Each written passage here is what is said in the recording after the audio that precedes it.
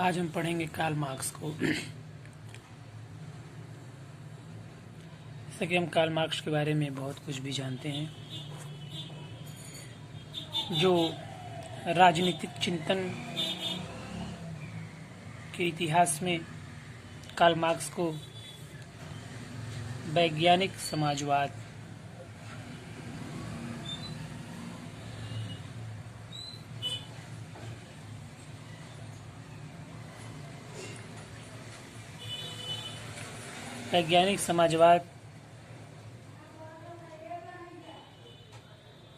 के जनक के रूप में स्मरण किया जाता है।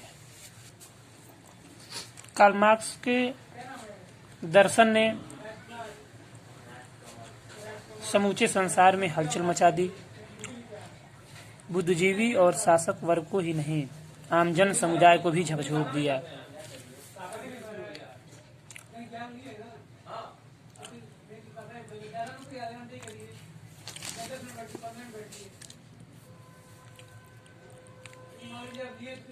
बीसवीं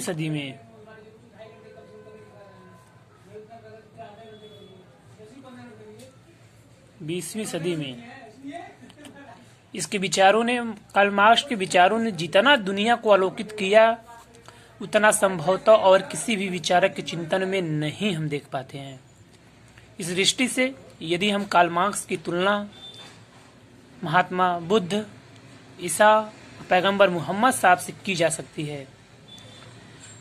पश्चिम की दुनिया में ईसाईयत और इस्लाम के बाद यदि कोई आंदोलन हुआ तो वह आंदोलन था साम्यवाद।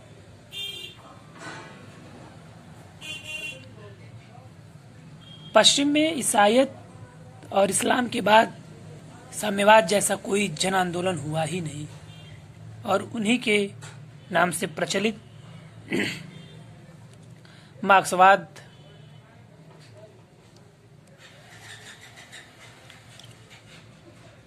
आज 20वीं शताब्दी में इस्लाम और ईसाईयत की भांति भी, चाहे जितने भी तूफान, झंझावातों, थफेड़ों के बावजूद भी आज ये जीवित है।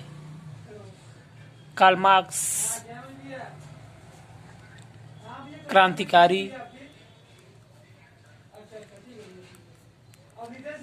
पत्रकार और एक नेता, साम्यवादी नेता और इतिहास की भौतिक व्याख्याकार के रूप में विख्यात हैं। और जीवन पर्यंत उनके मित्र एंजेलस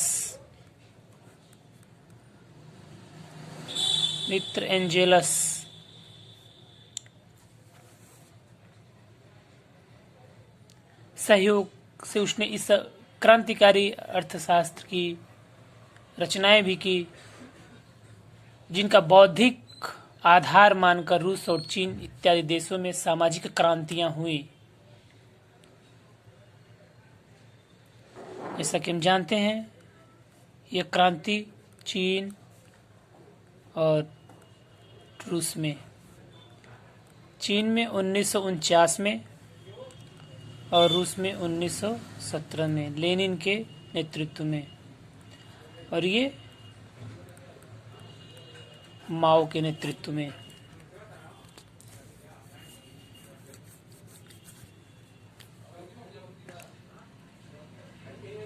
कार्ल मार्क्स, लुई वासर मैन ने मार्क्स के संबंध में लिखा है कि उसने समाजवाद को एक षड्यंत्र के रूप में पाया और उसे एक आंदोलन के रूप में छोड़ा। एक मोस्ट इम्पोर्टेंट स्टेटमेंट्स।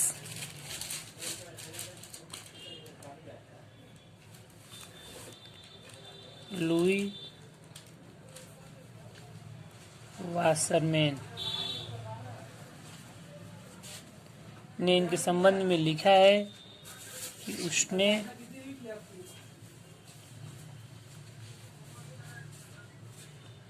समाजवाद को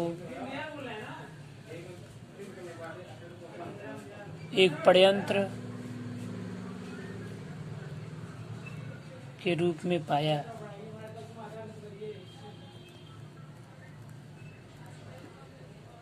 और उसे एक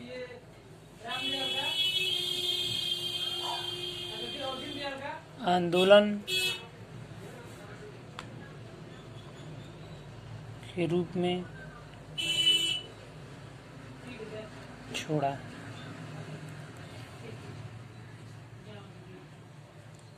एक वासरमैन ने कहा उसने समाजवाद को एक षड्यंत्र के रूप में पाया और उसे एक आंदोलन के रूप में छोड़ा। मार्क्सी ऐसा विचारक था जिसने सामाजिक विकास को एक वैज्ञानिक तथा क्रमिक अध्ययन प्रस्तुत किया। यदि डार्विन के प्राकृतिक क्षेत्र में विकासवादी सिद्धांत का अन्वेषण किया तो मार्क्स ने भी उसी प्रकार मानव इतिहास में विकास के सिद्धांत को खोज निकाला। यद्यपि मार्क्स के पूर्वी दार्शनिकों ने विश्व की व्याख्या की है, परंतु मार्क्स उस विश्व को बदलने से संबंधित समस्या का समाधान है। स्वयं मार्क्स ने भी अपने शब्दों में कहा है, कार्ल मार्क्स ने भी अपने शब्दों में कहा है,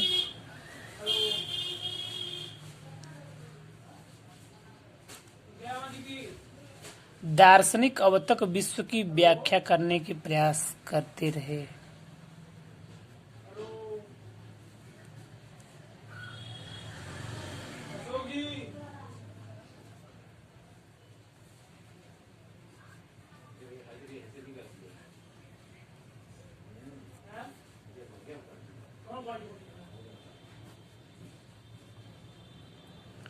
व्याख्या करते रहे, लेकिन महत्वपूर्ण बात यह है कि उसने इस विश्व को बदल देने की है।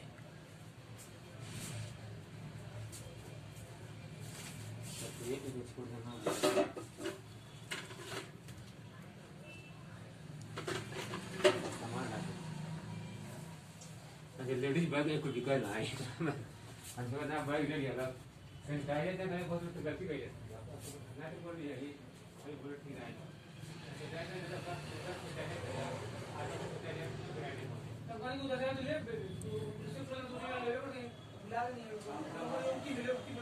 ये कार्ल मार्क्स के स्टेटमेंट्स हैं।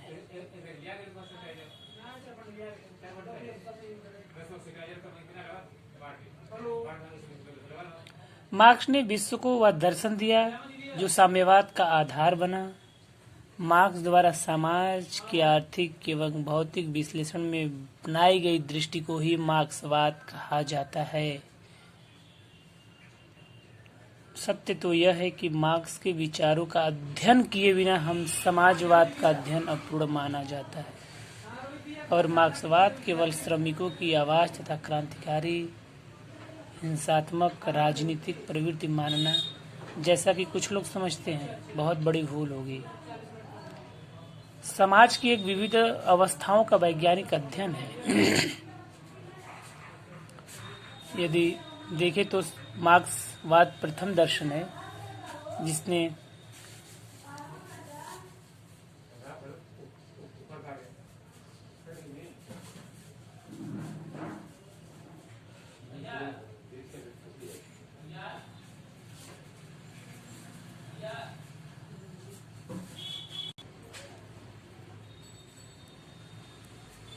अरे ओकर टाकू तो फरन जाई कैसे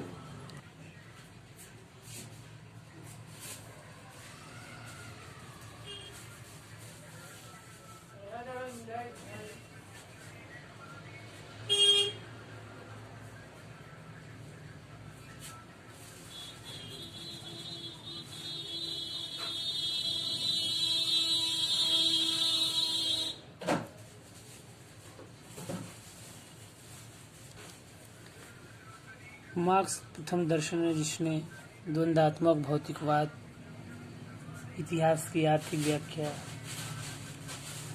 इत्यादि अध्यात्म प्रस्तुत करके आध्यात्मिक मान्यताओं को ठेस पहुंचाई है। वर्ग संघर्ष तथा अतिरिक्त मूल्य का सिद्धांत द्वारा पूंजीपति समाज की आवश्यक क्षति पर विशेष जोर दिया है। मार्क्सवाद पहला दर्शन है जिसने सर्वहारा वर्ग के प्रभुत्व को स्थापित करने के लिए एक व्यवहारिक कार्यक्रम प्रस्तुत किया।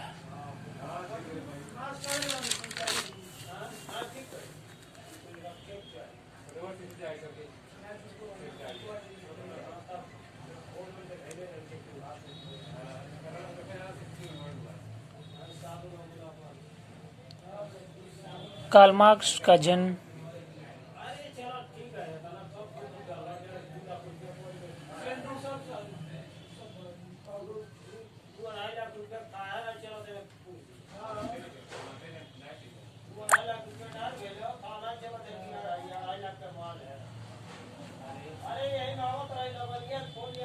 1818 को हुआ था यहूदी परिवार में।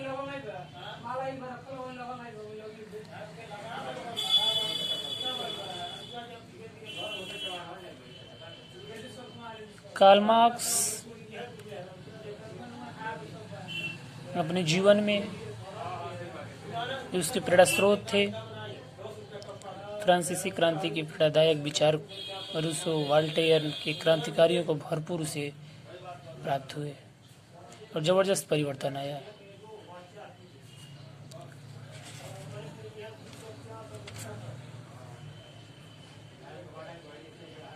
कार्ल मार्क्स अपना जीवन वैज्ञानिक कार्य में लगाना तथा बोलबीन लगाए।